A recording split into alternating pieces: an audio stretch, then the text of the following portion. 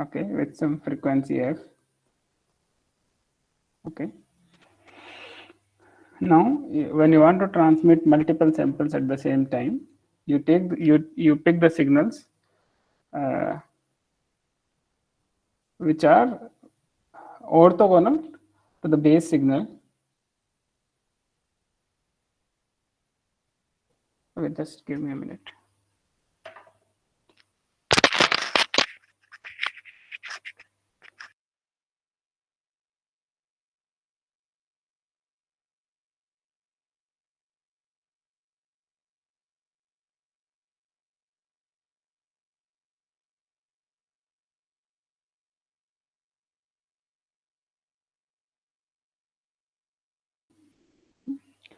So we can transmit multiple signals at the same time by choosing them orthogonal to each other. So all of them should be orthogonal to each other over a given time t.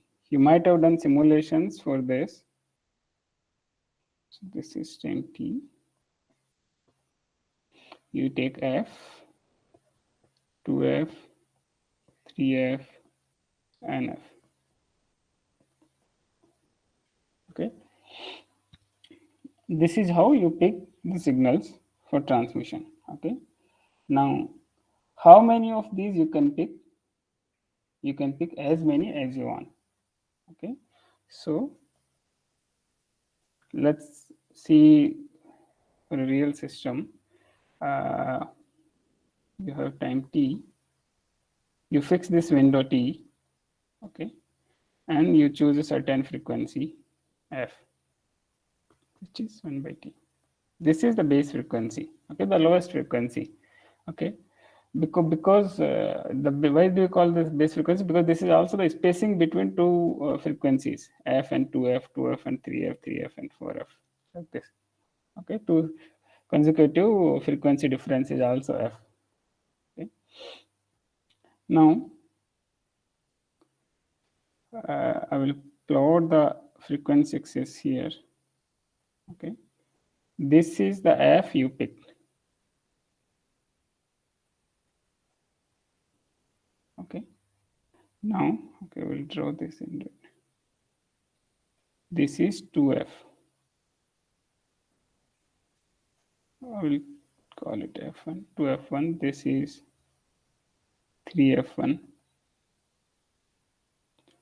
This is an f1. Okay. Now, first thing you ask is how many such subcarriers. I will call them subcarriers. Okay. Each of them is a carrier. Okay. So how many subcarriers you pick? Okay. That depends on how much bandwidth you have. Okay. Is there any other limit on that? Based on the current knowledge that we have, there is no such limit, that because until unless they are orthogonal, that's the only condition we had, that all of them should be orthogonal and we can transmit as many as we want. Another limit we had was the bandwidth, that if the bandwidth is b, okay, then you do b by f1, then you get n. Right? These many subcarriers you can use for a given bandwidth b. Okay, and that many you can transmit over a time t. Okay.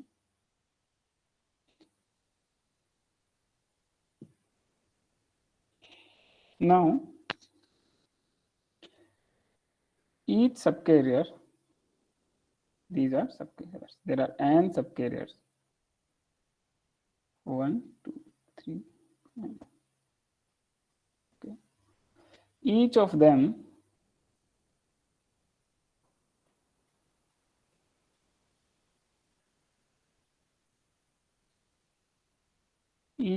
you modulate with some sample.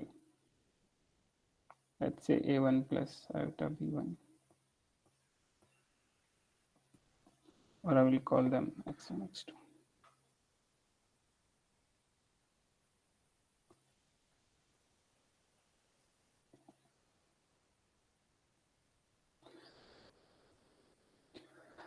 Now, what do you think is the sampling rate here? What is the sampling rate here?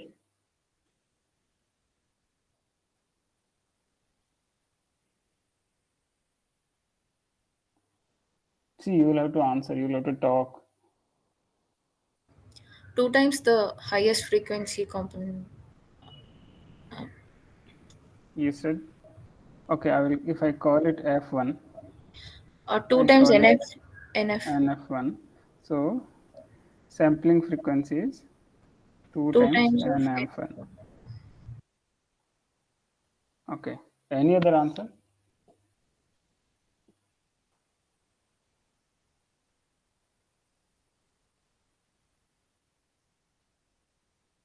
What is the sampling rate?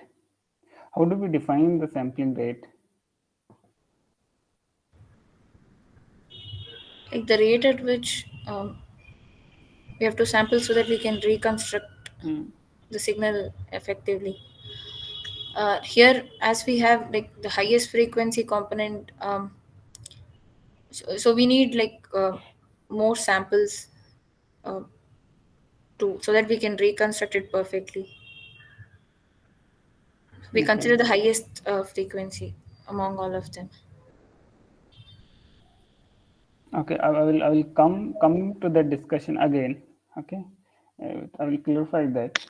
Okay, but yeah, that sampling rate definition is correct. Okay, and I will also come to that.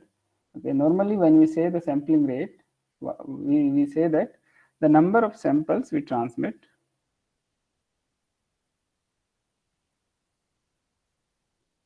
number of samples per second. Okay, this is what the sampling rate is. Okay, and the sampling rate should be at least the Nyquist rate, right? Here, for this given scenario where we have n subcarriers, each modulated with one sample or the bandwidth B, okay, what is my sampling rate? How many samples I'm transmitting?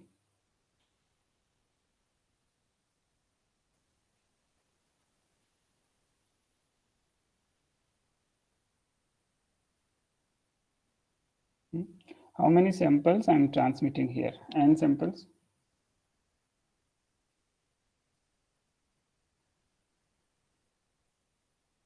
Right? Over how much time? Over time t.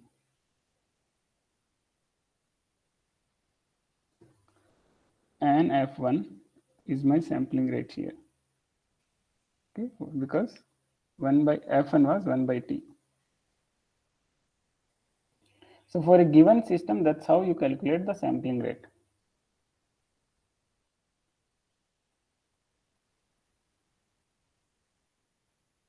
Sir, this I'm not getting. Is it 2n or n, sir? I mean,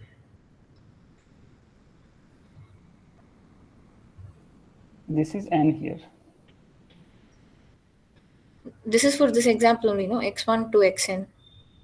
For this one, you're saying n by t. When you transmit, okay, the sampling rate definition and the Nyquist depends on how do you consider your bandwidth. Okay, whether it is like this minus f1 to f1 or it is like this 0 to 2f1. Okay, in both the cases the answer may differ. Okay, sir. Okay, but for a given system, that's how you calculate the sampling rate definition, the sampling rate. Now, the first question that may come to your mind is, for a real system, how do you pick f1? See, for a given bandwidth, let's say I give you bandwidth b. Okay, this is b. And then I ask you, you use this bandwidth however you want and transmit the signals. Okay. Now, first thing that will come to your mind is uh, that you need to pick f1 or t. Okay, once you pick f1 or t, you will be knowing that how many subcarriers you can have. Okay? Now the first question is, for the first place, how do I pick F1? How do I pick the symbol time t or my base frequency F1? You can pick as low as just very small. You can pick, let's say, if it is bandwidth is 100 megahertz, you can pick 1 megahertz, you can pick 10 megahertz, you can pick 1 kilohertz, you can pick 1 hertz. Okay. You can pick anything, or you can even pick 50 megahertz. Right? If you pick 1 megahertz, what will be the, this is F. If you pick 1 megahertz, what will be the T? 1 microseconds, isn't it? If you pick 10 megahertz, what will it be? I will write it as 10 to the power minus 6 seconds. Okay, 10 to the power minus 7 second. And for this 1 kilohertz, 10 to the power minus 3.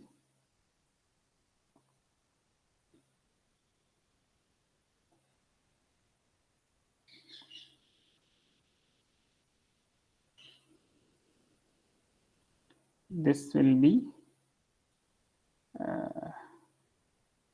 what, 2 into 10 to the power minus 6.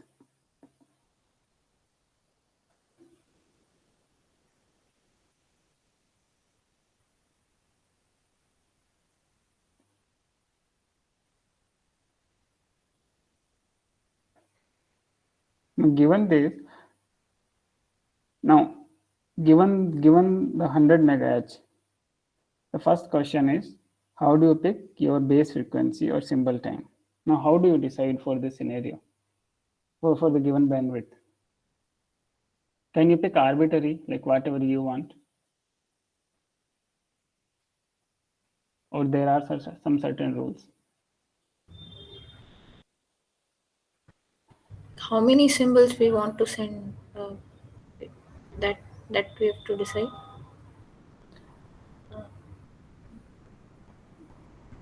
That's not completely true.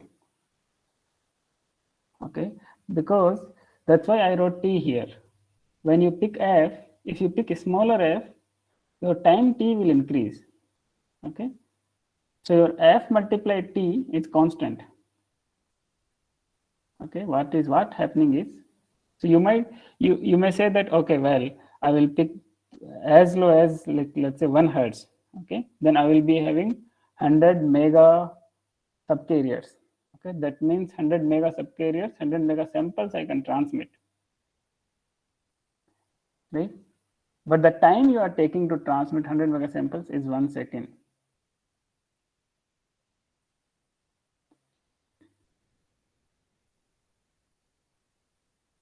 Right? So even if you pick very small f, it doesn't make any difference in the number of samples you are transmitting per second. You remember that was n cross f. So if you pick f very small, n will increase. And if you pick f large, n will decrease. So at the end, n cross f will remain same. So the number of samples you are transmitting is the same. You can pick 100 megahertz, just one subcarrier, and transmit. The time t will be very small, but the number of samples you are transmitting in 1 second are the same. So if you think that way, it doesn't make any difference.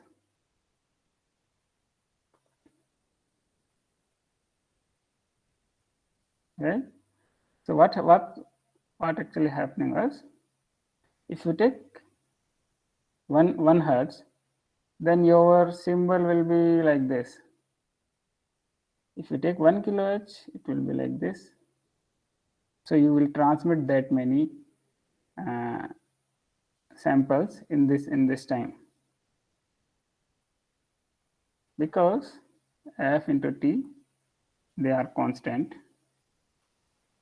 n cross f is fixed. So in terms of number of samples you transmit, doesn't make difference. Now, when you choose f and t, you think in terms of the channel, how your channel behaves. What is the coherence time? What is the coherence bandwidth? What is the ideal frequency I should pick? Okay. So if you have studied if you have taken any other course where you know this channel properties, the coherence bandwidth, coherence time and all, then you will be able to answer what is the right f and t we pick. Okay. So irrespective of the bandwidth, like in 4G, this f is fixed as 15 kilohertz. Okay, symbol time is something around, I think, 66.67 microseconds. This is fixed. Okay, in 5G, it is there are many combinations. It is 15 kilohertz, 30, 60, 120, and there is 240 as well. But there are some rules. The rules are these frequencies, these subcarriers or this subcarrier spacing, you only use for higher carrier frequency, for millimeter wave transmissions. When your carrier frequency is 30 gigahertz, basically above 6 gigahertz, and these you use when your carrier frequency is less than 6 gigahertz. All of this depends on channel properties as well. Okay, and that's how you pick the right f, the right time t. Okay.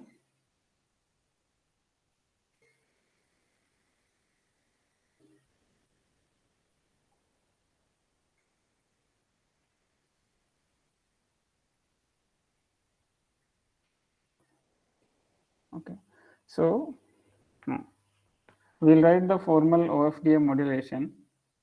Sir, so one thing I'm not understanding. So whatever t that you're showing here, 10 power minus 6 minus 7. So these are the symbol duration, no, sir? Yes. So if symbol duration is less, then in 1 second, I can transmit more symbols, no? Exactly, but you are taking more bandwidth.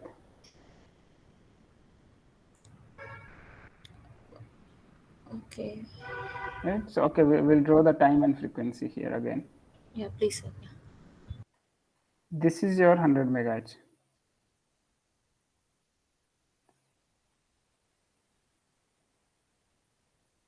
Okay, this is frequency grid, and this is your time.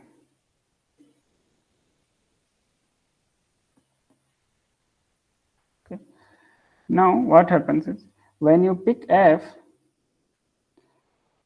this. So let's say this is my f. Let's say this is 0, okay, and this is 100.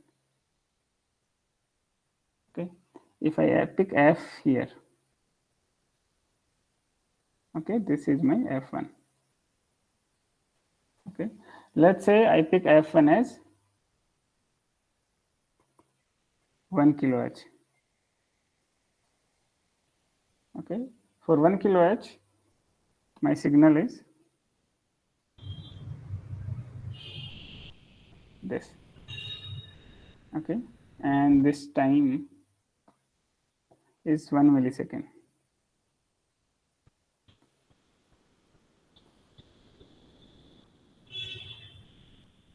Okay, now if I pick 1 kilohertz, how many total f I can pick? How many total subcarriers I can pick? I will instead of 100 megahertz, I will take this 1 megahertz to make it simple, or let's say 10 kilohertz.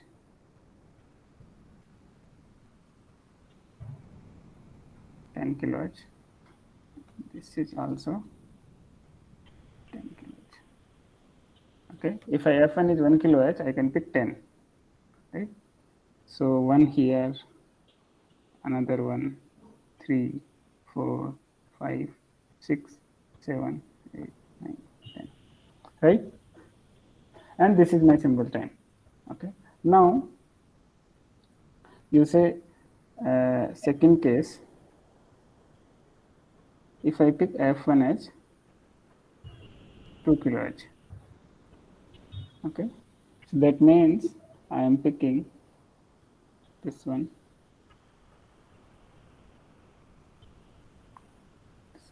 okay. So for this, n is 5, okay, where in time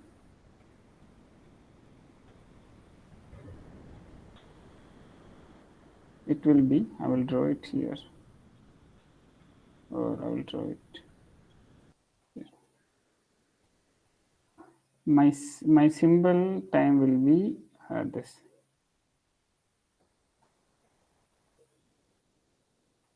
Okay,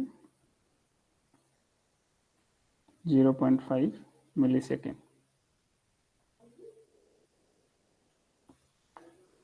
Okay, this is second case, this is first case. What happened is, when you pick f1 is equal to 1 kilohertz, you had 10 subcarriers. Okay, over the time you took, and you took 1 millisecond to transmit them.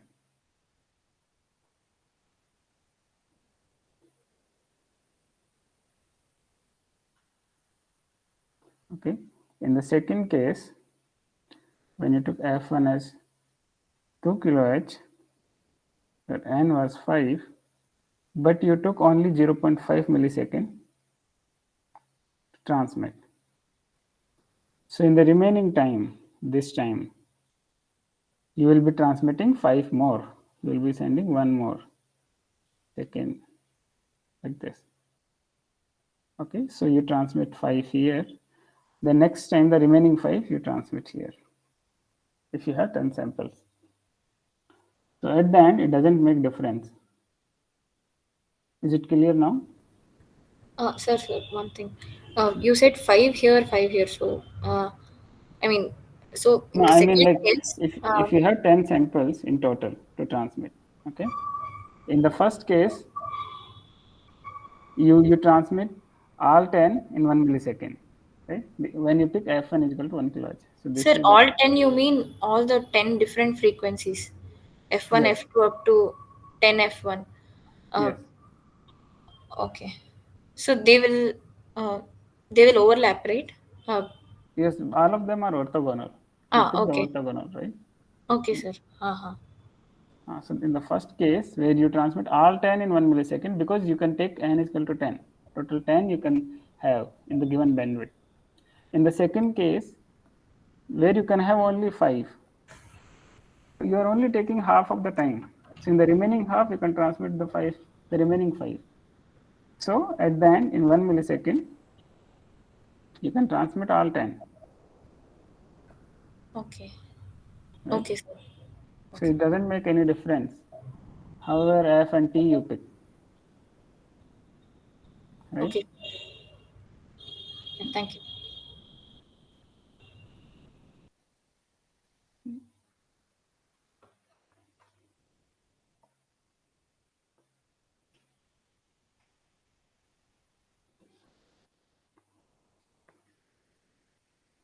So,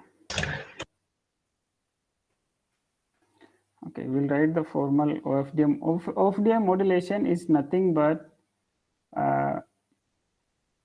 the Fourier transform. Okay, we'll just say how. Okay, what do you do in the Fourier transform?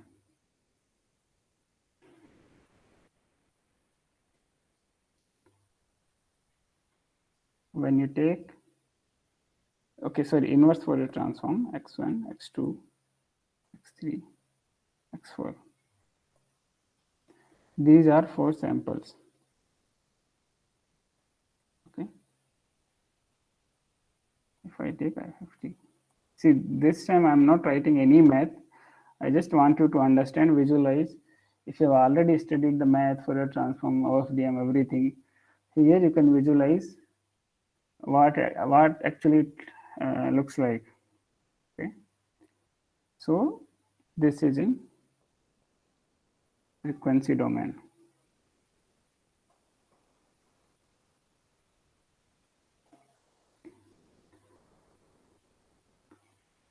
Sir, Let's see. sir, 1 minute. Sorry to interrupt. Um, the previous thing when you were explaining, in case 2, it is only 2F1, 4F1, those no, sir. Yes, 2F1, 4F1, 6, 8, 10. So in the first 0.5 milliseconds, these 5 are transmitted, and in the Yes, next 0.5 millisecond also, these 5 are only yes, transmitted. No? yes. So, sir, so in the second case, in the first and second case, it is taking the same time to transmit those many symbols. So, in second case, we are not using certain frequencies, no, sir. See, it is not taking the same time. In the second case, it is only taking half of the time because the F that you picked, that was 2 kilohertz. Right? For 2 kilohertz,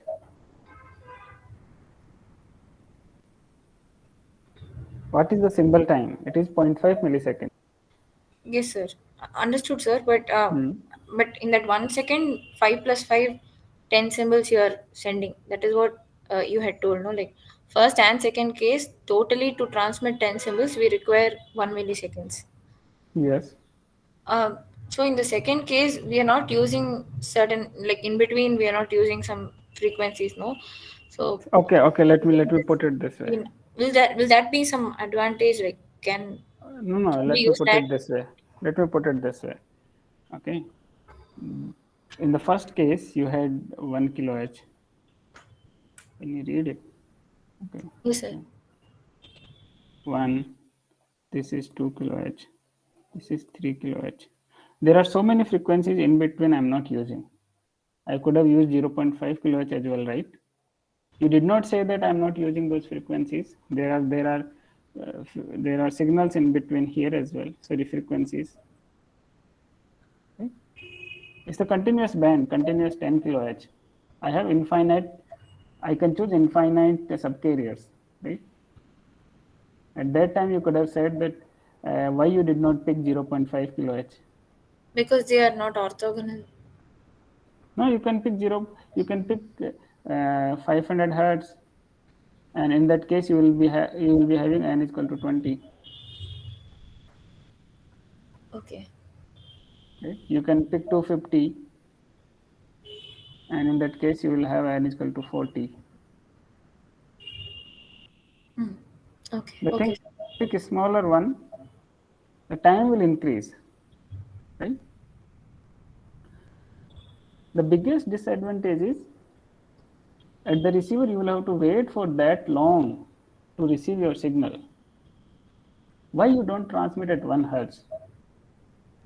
Right? Even the radio that you have that use some 95 megahertz, not megahertz.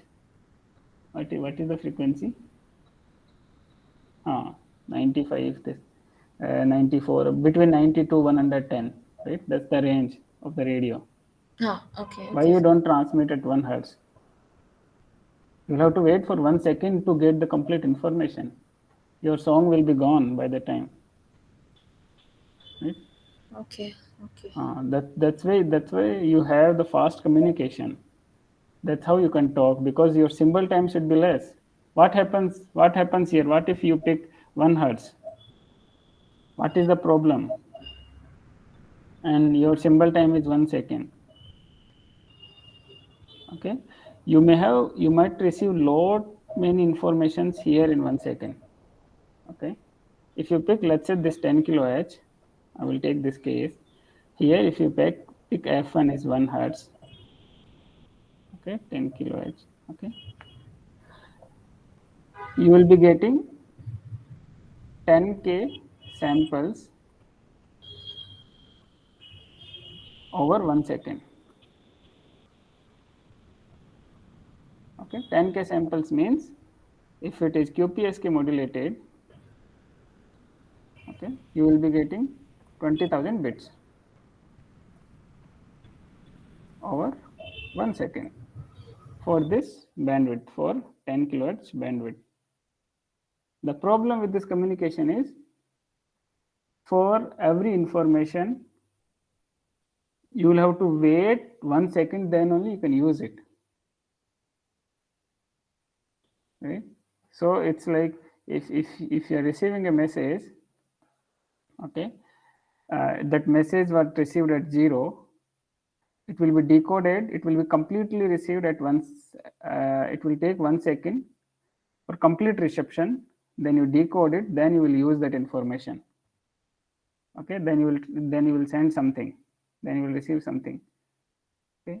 So the whole communication will be delayed, isn't it? Because you need complete packet to decode it, you need complete 20,000 bits, okay. When you use higher frequency and the lower symbol time, let's say use 1 millisecond, so but over 1 millisecond you might receive only 20 bits. So what happens? You receive 20 bits, then you receive 20 bits, then you receive 20 bits. That's how you receive information. So it's quick. You receive, then you can also send something, then you receive something, then you send something. Everything happens over 1 millisecond. So there is no delay here. So the communication happens very fast. Okay, sir. Okay, got it. So that is the disadvantage of using lower frequency. And do we have some disadvantage of using higher frequencies? Like it comes at the cost of something else, like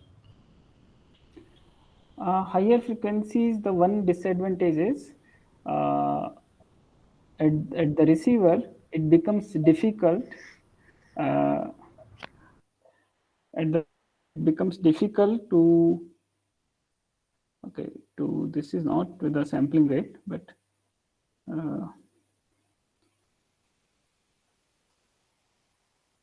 just a second.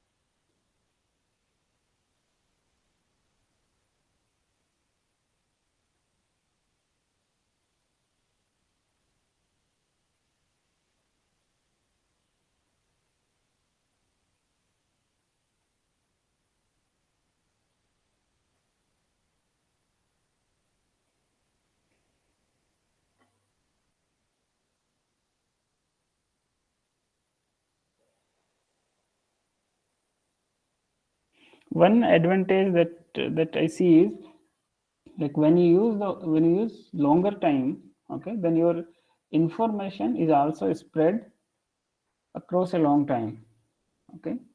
So in the case of channel burst, it helps for easy decoding, okay, because you combine multiple samples to decode it, okay.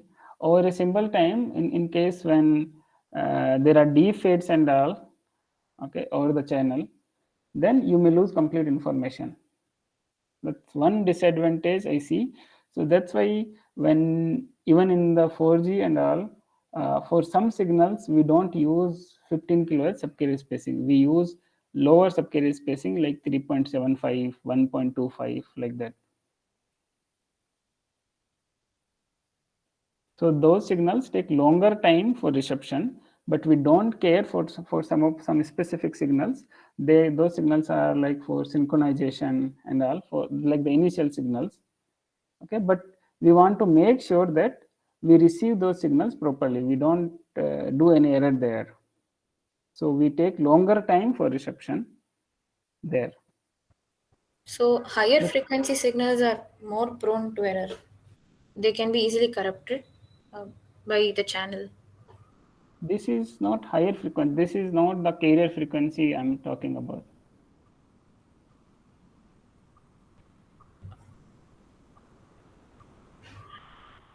Okay, this is not the carrier frequency, this is the baseband signal. Okay, carrier frequency is something else. You put this over a 2 gigahertz carrier or 5 gigahertz carrier. That's something else. Okay, so this is still message signal only. This is still a message signal. Okay.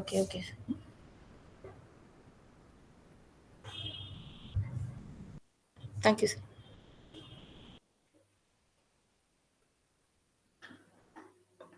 So, okay. Now come back to the OFDM. Okay. So how you visualize that the OFDM is nothing but the taking the IFFT.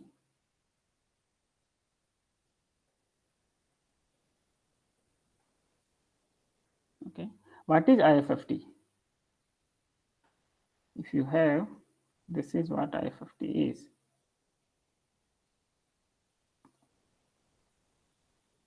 I would say K.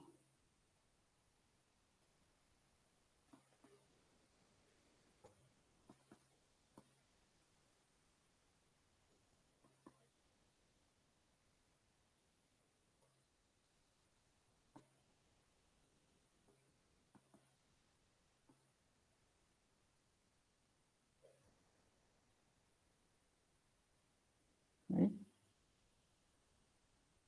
And what do you do in the OFDM?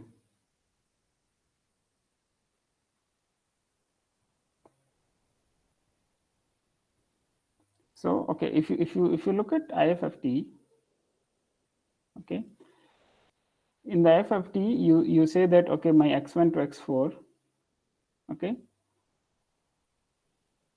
x1 to x4, these are my frequency domain samples. Okay, and then you take IFFT to convert to get the time domain waveform. Okay, and the samples are y1, y2, y3, y4. That's exactly what you do in OFDM.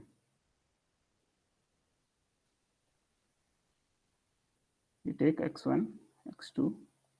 That's how we just did. We mapped the samples over subcarriers. This was x1 was over f1, x2 was over f2, f3, and f4. We mapped x1 to x4 over subcarriers f1 to f4. Okay. Then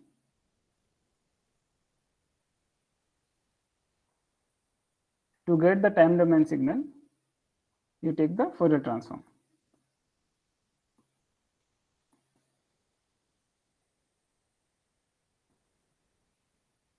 Okay, which is nothing but like mapping the samples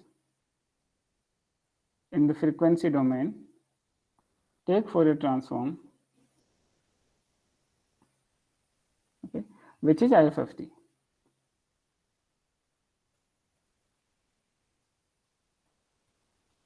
That's exactly what you do in OFDM. So basically, the transmission happens over time. So when you say this, in OFDM, what do? You generate this signal. Okay, this signal with frequency f1. Okay, you modulate this with some sample x1. Okay, this is the information. You generate another one with frequency f2. You modulate it with some sample x2. That's how you do x3, f3, and f4.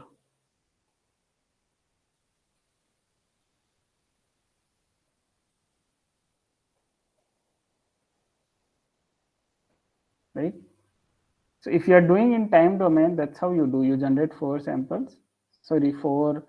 waves, four subcarriers. You modulate each of them with x1, x2, x3, x4. Okay. You add all of them. You will get the final signal, something like this, and you transmit it. Okay. It will have all four samples, x1, x2, x3, x4. And all four subcarriers f1 to f4 modulated over time t. So if you are doing this in time domain, that's what you will be doing, modulating four subcarriers over time t with information x1, x2, x3, x4 and transmitting them. Easy way to do it is doing in the frequency. Okay, you take the Fourier transform of all four. Sorry, I will just clean it.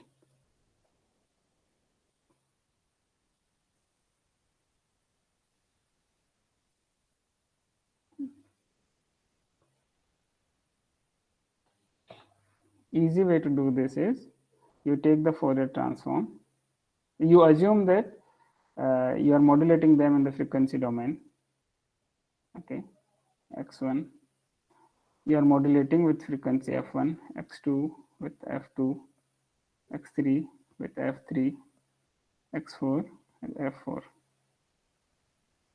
Okay, then you get your time domain signal.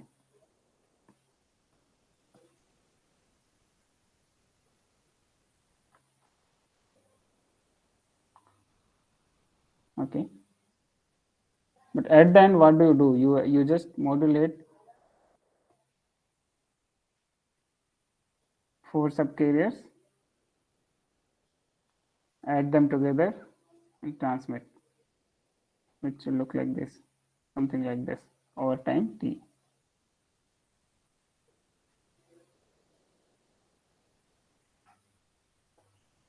So instead you modulate in the frequency domain, take the Fourier transform. Okay, so at the receiver you take the inverse, you take the, sorry, you modulate them in the frequency domain, you take IFFT, you transmit. Okay, at the receiver you take the Fourier transform, you will get the signals in the frequency domain, those x1, x2, x3, x4.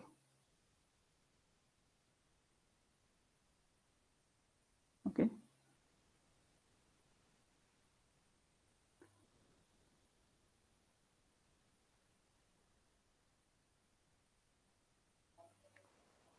now that's exactly what you do.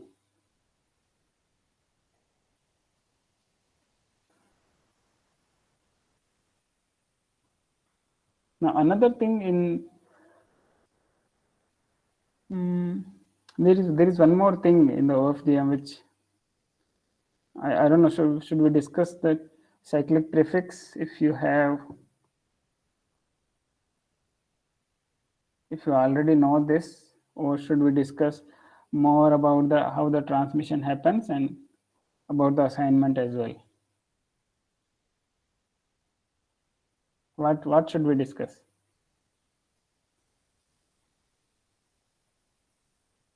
Sir, about transmission. Okay. Sir, one more thing. So whenever this any signal is getting processed in different stages, uh, um, it's a basic question, sir. I mean, is it processed in as a time domain signal or in the frequency domain? Processing where? Like here, you've taken IFFT and then you're sending, and then after receiving FFT, so signals which are transmitted or received. So See, after IFFT, okay, this is our assumption that we are modulating samples in frequency. You have bits, you have modulation.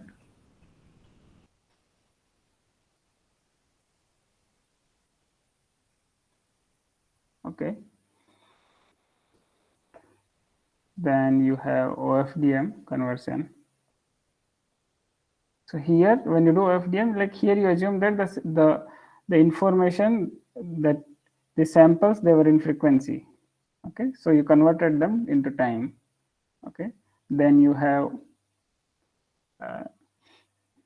digital to analog. Then I will write tech. no, from after modulation to FTM, so output of modulation is a time domain signal or frequency domain signal. Okay, I will call it bit to symbol mapping.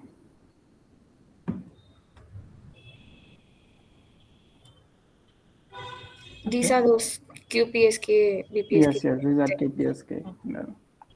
BPSK, QPSK, or any other PSK modulation. Okay. And the output, so here you have bits B0, B1, B2, Bn. Here you have samples x1, x2, xn minus 1. Okay, you say that x1 to xn minus 1, they are in frequency domain. And when you take the OFDM modulation or IFFT, okay, you convert them to time domain samples.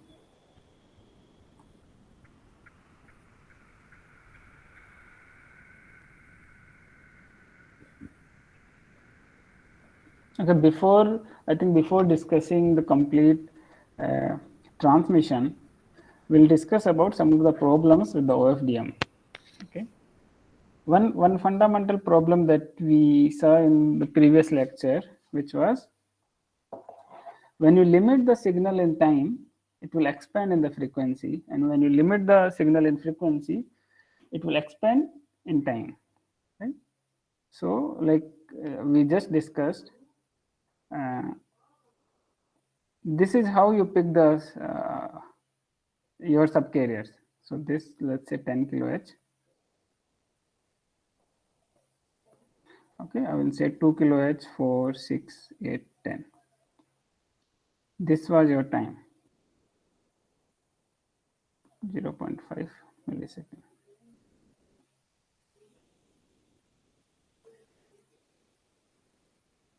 Right? But if you see for a signal S1, okay, sine, let's say 2 pi ft, where f is 2 kHz. Okay, the time domain signal is infinite in time. Right? If you limit this over a certain time, okay, which is basically multiplying this infinite pulse with a rectangular window over time. Then in the frequency, where previously the frequency was this 2 kHz, now it will no longer be like this. I hope you know this already, so I'm not explaining this in detail. It will be a sync pulse, right? This you might know already that, okay, when you limit the signal in time, or when you can look at this as a convolution property, okay. So in the time domain, if you multiply this infinite sine wave with this rectangular, okay, in frequency it will become convolution of the Fourier transform of this and this, okay, which will be a sync pulse at 2 kHz. So that's why whenever you see an OFDM pulse, okay, over internet or wherever, you will see it like this.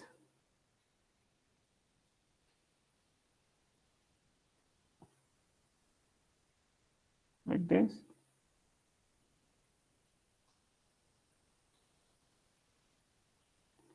Okay, this cross at 0. That's why they are orthogonal. The crossing happens at the subcarrier. All cross this axis at the same location.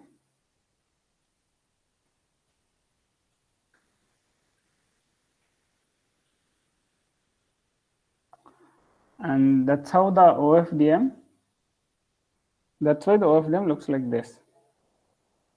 Okay, but now another problem is you still have some power going outside the band where you were supposed to use only 10 kHz.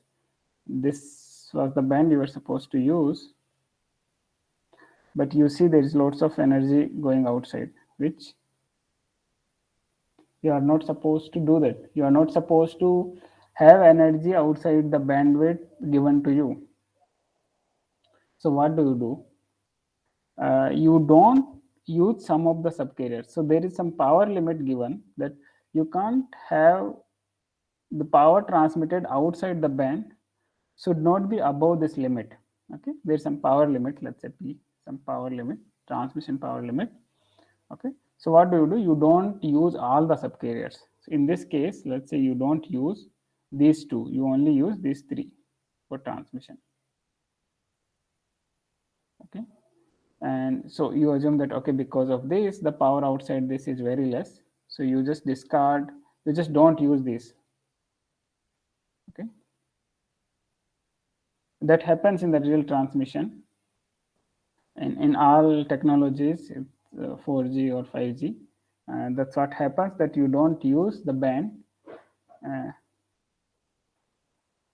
So you can do the calculation also, that how much of the band is not being used for the transmission.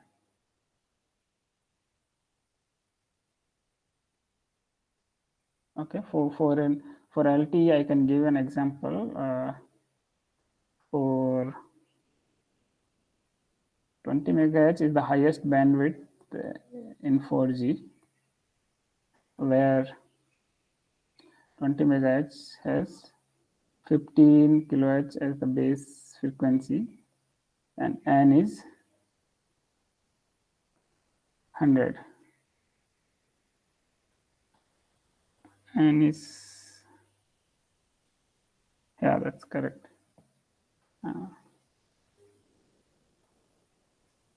So you only use 15 megahertz. The 5 megahertz you don't use.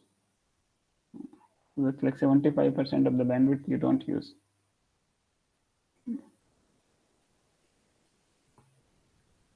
Okay. Another thing is inter-symbol interference. Okay. So this is the problem over frequency. Okay.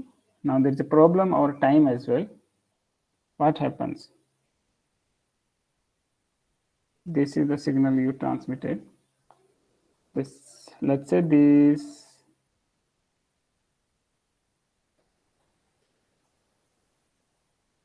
are the frequencies you transmitted.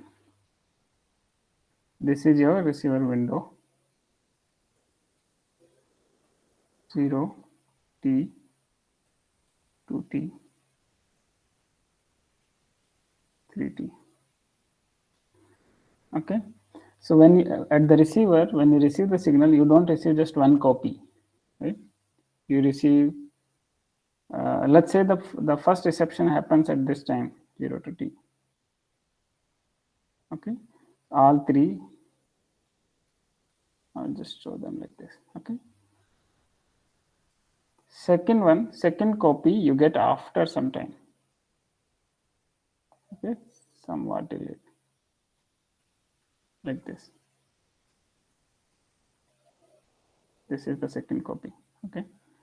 Third copy you may, let's say this is tau 1.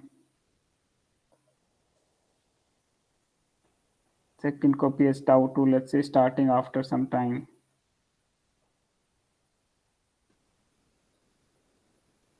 Okay. So the total time is total time over which you receive the signal is 0 to T plus tau 2 for this example. Okay. Where at T you are also receiving the next part of the signal. Okay, because after this you are also transmitting, right? The next signal. So that you are also receiving at here. Okay, this. Okay, so what's happening is this signal is being overlapped with the previous one. So here you were receiving x1, x2, x3. Okay, where let's say here you transmitted, let's say, okay, I will say this is x1, x2, x3, and this is x4, x5, x6. So this part of the signal got overlapped with the previous information transmitted over the time tau 2. For this much time it got overlapped. Okay.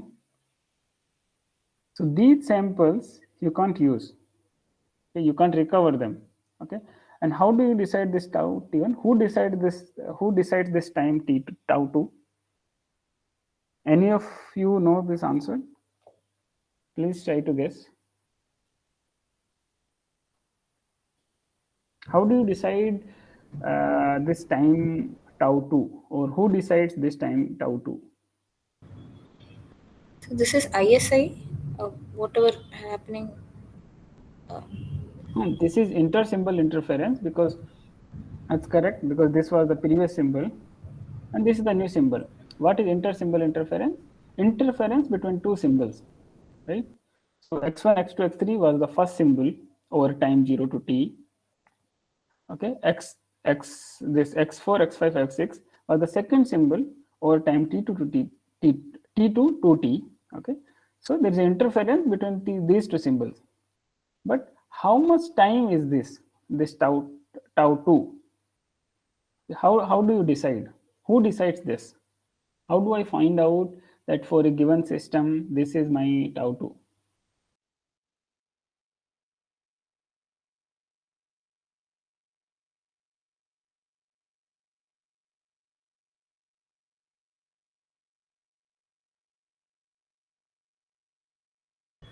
Sir, is it related to some guard band and things?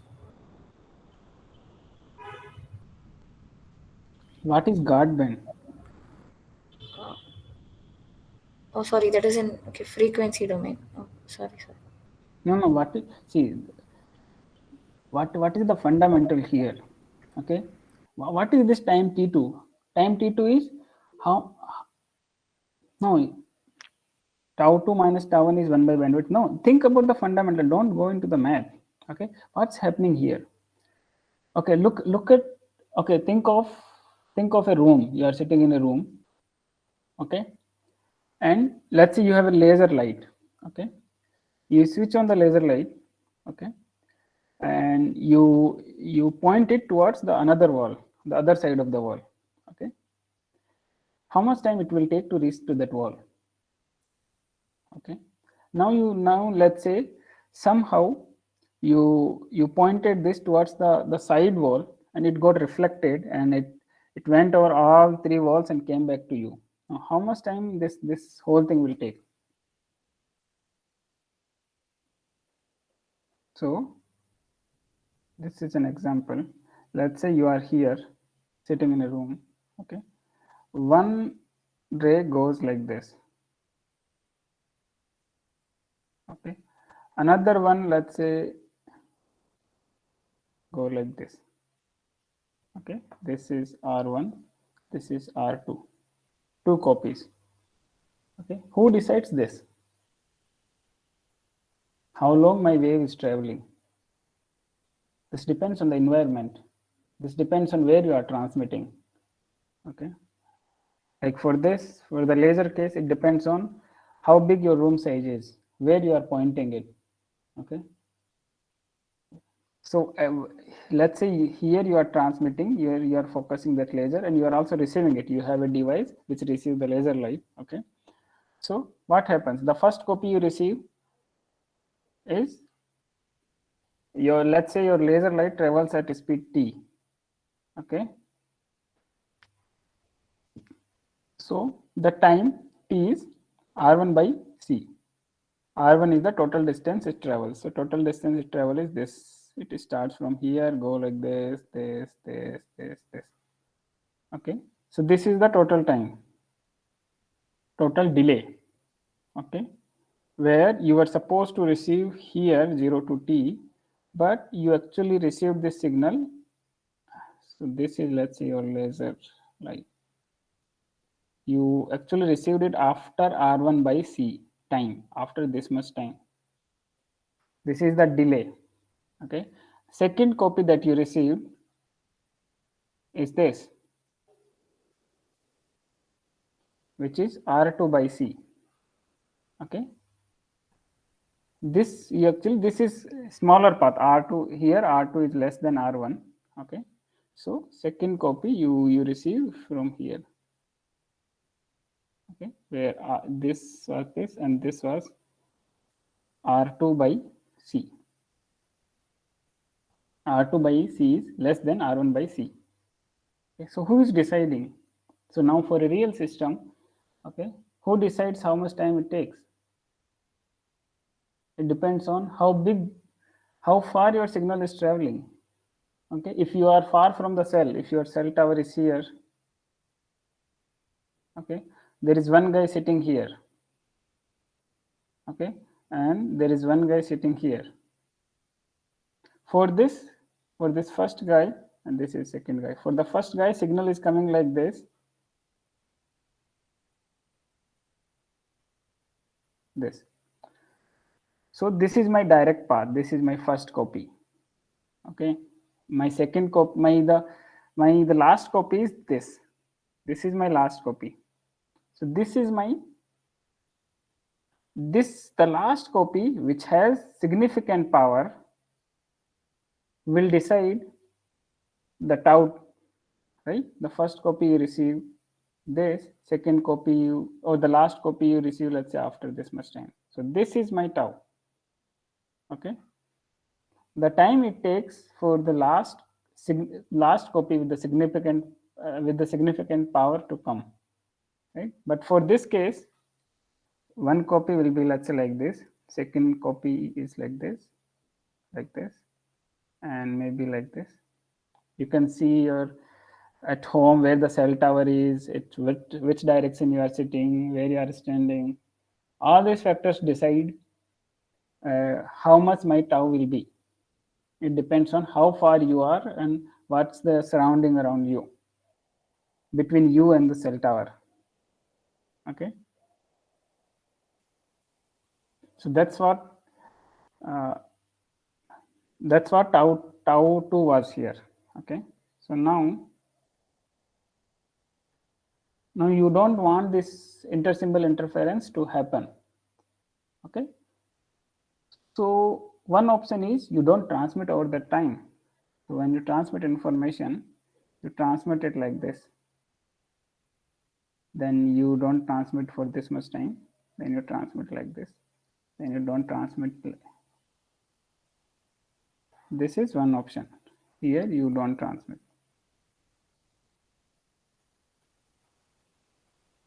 Yeah. This is one way you can transmit. So there won't be any intersymbol interference. But Sir? yeah. Sir, here, in that one simple duration, you're sending three signals, no, sir? Like for that X1, X2, Yes, of course, X3. there are And in the three next, ones.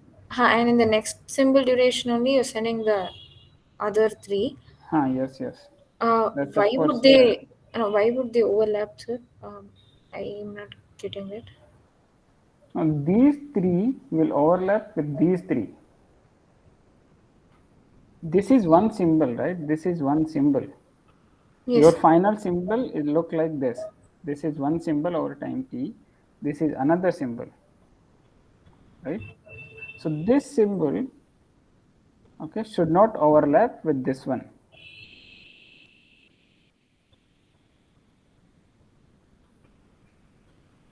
I understood, sir, but the thing is, whatever those three signals that we are transmitting in that duration t, I mean, it's the combination of those three, no, sir. So only for that duration we will transmit, and then again we will transmit in the from t to 2t. No, I don't know if I'm asking the right question, but why will they overlap? It's like 0 to t I'm transmitting, then t to Because you 2t. don't receive just one copy, you receive multiple copies. You see here, Okay, you fine. don't receive one copy. Second copy is delayed, third copies have more delay, the last copy have significant delay. You can actually calculate this. See, you have a cell tower at home. If you are in a village, okay, where you are, let's say 3 kilometers from your cell tower, okay, this is where you are, okay. I gave you the OFDM time. Let's talk about 4G. Okay, for 4G, symbol time is 66.67 microsecond. Okay, my f was 15 kilohertz. Okay, this is the case for 4G. Okay, now how much time it will take for a signal to travel? Let's say one copy of this is traveling like this. Let's say it travels 5 kilometer or 6 kilometer. Let's say it travels. Okay, before it reaches to you. Okay, so there is a 3 kilometer difference. Okay, so my tau is 3 kilometer by c. How much it is? Can someone calculate?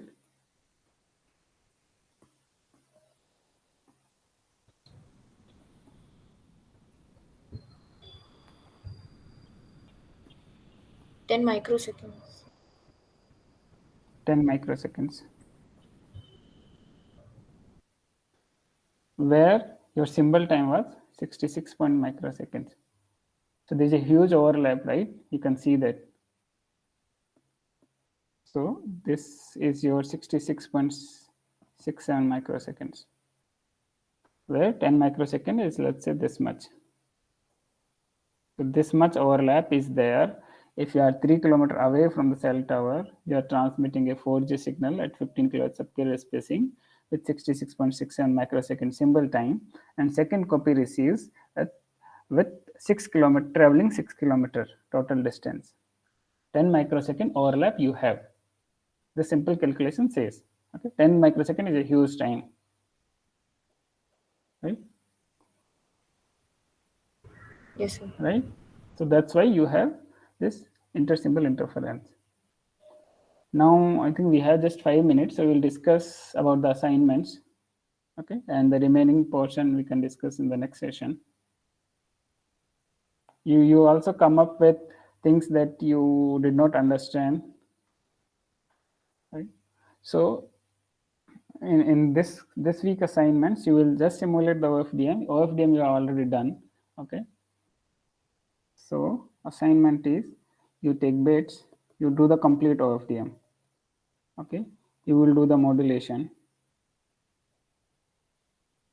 okay? Bits you decide. Let's say, let me fix number of bits. Let's say 1000. You can take 1000, 2000, 1 lakhs, however you want. Modulation, you take BPSK and QPSK. Okay. Then you do OFDM.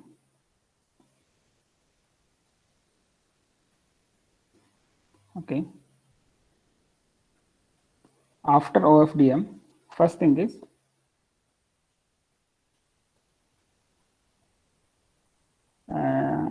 you will have to do the plot of this, plot of before OFDM and after OFDM, plot of frequency domain samples and time domain samples. See, the plot in the frequency domain should exactly say that this is my subcarrier at this frequency. Okay, we are free to take the bandwidth. So the parameters that you will fix are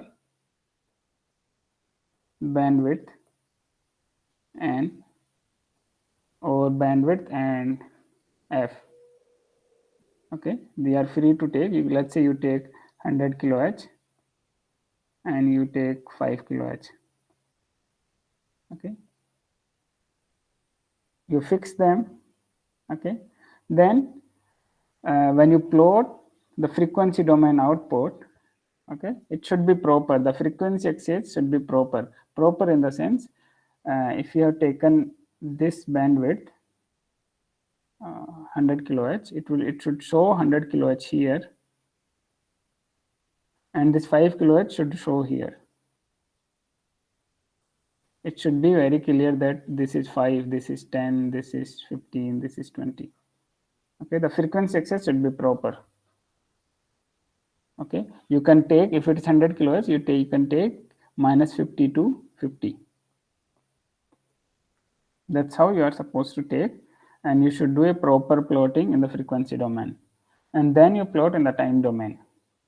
Okay, Learning this frequency domain plot is not easy, but you should master this, and you have already done this in this assignment. Okay, then you do FFT, okay, OFDM demodulation, then you do this demodulation, then you get the bits. Okay, and in between you will add noise, only AWGN. For this you won't use MATLAB function, no MATLAB function.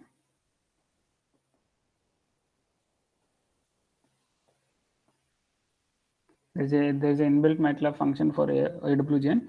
You can understand that how exactly that AWGN function works, okay, but you don't use that. You take SNR, okay, in dB, convert that to linear scale, okay.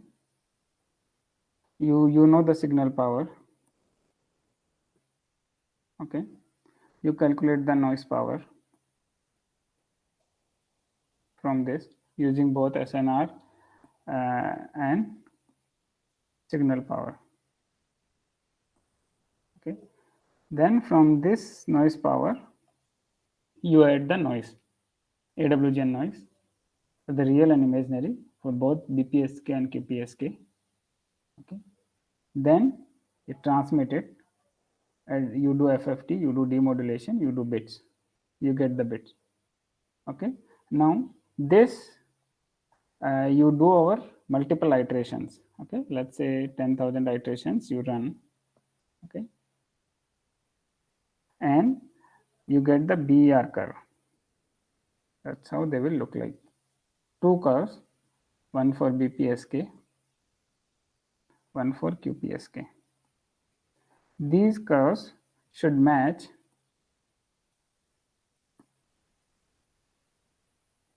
with theoretical BPSK, QPSK. So how do you get the theoretical? You just Google it. You can find them on the MATLAB website, or you can do it by yourself. They are Q functions. Okay. So you do this plotting also in the MATLAB. So you take the BPSK and QPSK theoretical Q functions. The Q functions will give you the theoretical BER curves. Okay, this is the bit error rate. How do you calculate the bit error rate? The transmitted bits, received bits. Okay, this y2, y1. If they don't match, there is error. Okay, so out of 1000 bits, if 5 doesn't match, okay, bit error rate is 5 by 1000. Okay, now if you are averaging over 10,000 iterations, then 10,000 iterations, then all the results you average over 10,000, all the BER, okay, and the final BER for each SNR you plot. Okay, SNR you will have to decide by yourself what SNR you pick. At least 5 points you will have to pick. At least 5 SNR points that you can decide based on this plot. Okay, like you pick 1, 2, 3, 4, 5. It's up to you. Okay, and so final plot, there will be single plot, okay, which will have theoretical BER, BPSK, and theoretical BER of QPSK, and simulated BER, BPSK simulated over QPSK. All four, they will overlap. This will theoretical will overlap with simulation. If you average over good enough iterations, they will overlap. Okay, so at one line you put, let's say, this circles. At one you put some, let's say, triangle or something, so that you can see them. So so that they are clearly visible. Otherwise, if they overlap, you won't be able to see the other one, the one which is plotted first. Okay, so that's how you do. So your final result will be this plot with the MATLAB code nicely written and formatted. This is the assignment. Don't ask for extension, because what you are doing is, so this, okay, sorry, this one plus this frequency and time domain plot. The 4 things you will have to submit. 4 things. MATLAB code,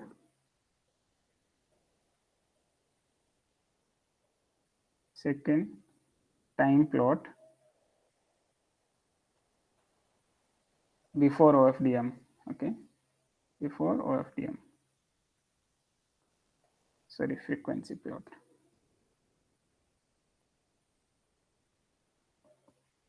Time plot after OFDM. Fourth is BR curve. Okay. Now, so much of work you have already done. Okay. The problem you will face at adjusting the signal power to make sure you add the noise properly so that the BR curve match with the theoretical one. That's where you will face the problem. This bits to modulation you have already done. This is like a 2-minute job. This part OFDM you have already done in the last assignment. Okay, this is just inverse of it. Okay, so I will tell you where you will face the problem. One is doing the frequency plot. You will spend enough time here to understand how to properly do the plotting. Okay, how to select the excess frequency excess points properly. For that, you will have to assume that these things are fixed and you fix the sampling rate. This you always remember that this will help you. Sampling rate, frequency, and bandwidth. You always take the sampling rate into consideration. It will help you in the plotting, frequency domain, time domain, everywhere, because you know that, okay, this thing is fixed, this is not going to change. Third thing you will face, third thing where you will face the problem is in the BR curve, because they won't match. If you don't add the noise properly, you will have to consider the signal power, noise power properly. Then only they will match. Okay. Otherwise, most of the work you have already done. Okay, this part you already know. I know most of you will pick this part from online. Okay, because it's easily available. Or if you write, this is just a 2-line code converting from bits to BPSK or QPSK. Demodulation you do it by yourself. This may take you like 20 minutes to do the demodulation, but it's also simple mapping. This is also 1-line code. This is just like 1-line code for BPSK, 1 line for QPSK. Okay, if you do it smartly. Same goes for demodulation. It just comes with the if condition, but there is a 2-3 lines of code in total for demodulation. Okay, so if you talk about in terms of how much code you are writing, hardly 30 lines of code you are writing, including the for loops and everything. You are not writing more than that. Okay, so I want you to understand the OFDM, how do you plot it, how do you get the BR, how to do the simulations properly. Okay, this is not an assignment where we will be spending like 4 or 5 hours. Okay, so don't ask me for extension. This is not a big assignment. In your next semester or next semester, you will get like very large assignments which are like 10 times of this. This is a very small assignment. Okay, if you have any problem, you let me know.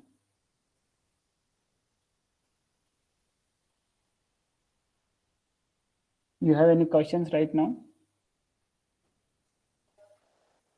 Sir, with this symbol energies should be taken same for BPSK and QPSK?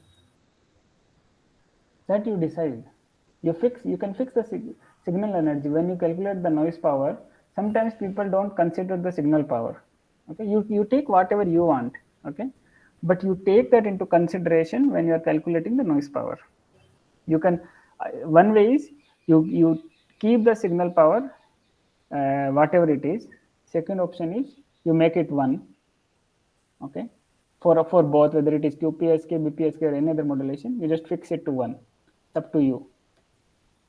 Okay, but whatever it is, when you calculate the noise power, you should know the theory. How do you calculate the noise power? It's not like you are just writing some code. Okay, this thing worked. Okay, I will stick to this because this is working. No, don't do that, because this is very important step and you will be doing this throughout the life. So if you don't understand this now, it will be a problem.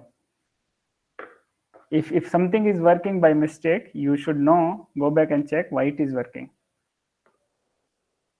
because that's where even after 10 years people face this problem, that how to add noise nicely.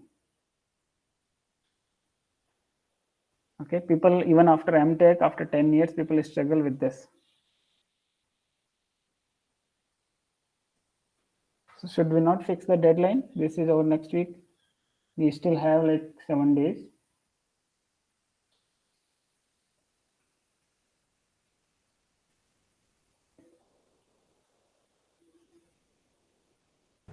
This Friday we have exams, sir. So Okay, so guys, I can keep it on next Wednesday, 8 days from now. Will that be fine? See, if you do it now you have fresh information. If you do it, you can just finish it in next 1 hour, 2 hours.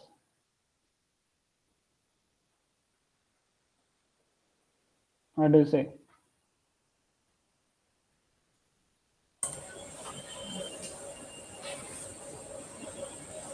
So we have What assignments and tests pending for this week.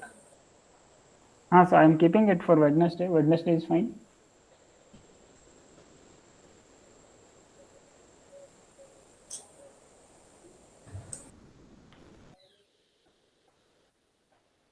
Is it fine? Wednesday?